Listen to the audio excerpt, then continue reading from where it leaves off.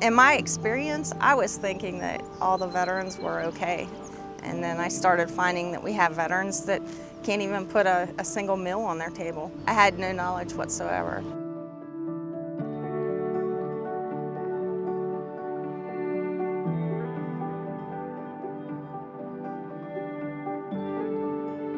A lot of veterans are in need, you know. I mean, some of them that have 100% disability are still in need because of the way the cost of living is and gas and all this stuff. We got several on my hill where I live that won't come because they're too proud to ask for help. 500-600 cars lined up at 5:30, 6 o'clock in the morning to get boxes of food. And you come out here and you see it, you put faces with it.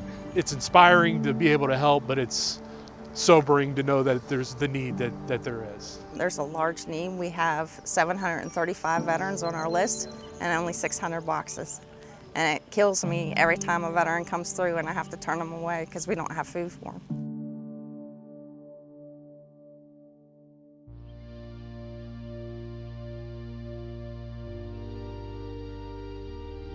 A veteran will go hungry before he or she lets anybody else in their family go hungry. I've seen veterans come through the line. When I'm checking them in, I hear their stomach growling. But they will stop after they get through the line and get out of their car and feed their service dog. A lot of these veterans have emotional support animals or service animals. And if they can't afford to feed themselves, they give it to their service animals just so they have that connection, because a lot of veterans don't have a connection. You can't fathom some of the things that they've done, and that sticks with you for the rest of your life. So those are 18, 19, 20, 21, 22-year-old kids fighting in the Korean War, fighting in the Vietnam War, and now they've got 60, 70 more years to live, and they carry all of that with them. They deserve all the support we can give them. A lot of these veterans are dealing with PTSD. For them to come out and be in a line like this and be close to other people, it is hard for them. Number one, ask for help, and number two, to be around other people to receive the help. We've been involved with the food bank for a really long time, but then, the pandemic comes about, and, it was eye-opening to us that the number of people in West Virginia that are food insecure was the number that it was. One of the highest rates in the country. We're 7th in the country in food insecurity in a bad way. So this is a veterans table, and we serve over 1,000 veterans each month at multiple sites. We've been operating this program since 2017, and since then it's grown. Our veteran partners are key.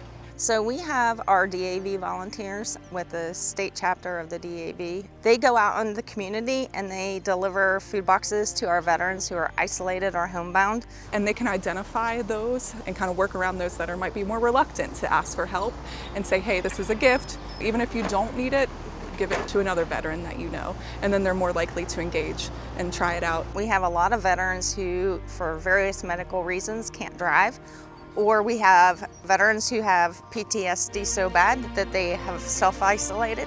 So our DAV drivers take them the boxes. There's a lot of needy veterans out there in very rural areas that, we just wouldn't be able to reach without them.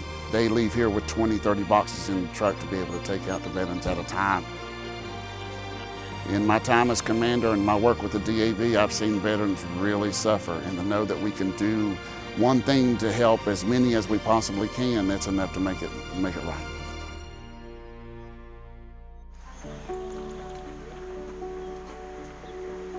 I don't like a lot of handouts. I'm sorry, I was raised that way. But I smile every time John Roach brings me my food box. I mean, it's just unreal. My wife couldn't believe what is in them, because it does mean a lot to me. Thank you, I appreciate this. When you're living paycheck to paycheck and you get a box that's going to get you through another week, it could mean the difference between malnutrition and staying healthy. It's my dad, it's my grandpa. It's a lot of Vietnam veterans going through here. They gave an ultimate sacrifice. My father served in the Army, Vietnam, my grandfather in the Army in World War II. They're both Purple Heart recipients. And my grandfather came back and he worked in the mines. He worked really hard, put food on the table. By no means was he a wealthy individual or anything like that, but he did what he had to do to kind of feed his family. And to think that that maybe ever couldn't have been the case, it's just heartbreaking. We need so much more support because we have veterans who honestly think that there's people who need it more. In my opinion, they are the ones that need it the most because they won't ask for help. And my purpose in life is I'm gonna make them feel like it's okay to reach out for help because there are other veterans like me here who will do anything in the world for them.